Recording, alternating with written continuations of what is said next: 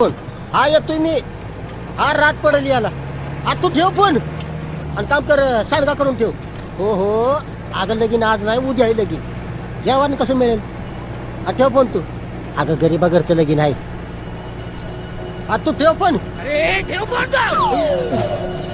तिला सांगतोय सारखा फोन ठेव, फोन ठेव. गाडी चालवताना फोनवर बोलू नाही, कळत नाही रे तुला? फोन ठेव, फोन ठेव.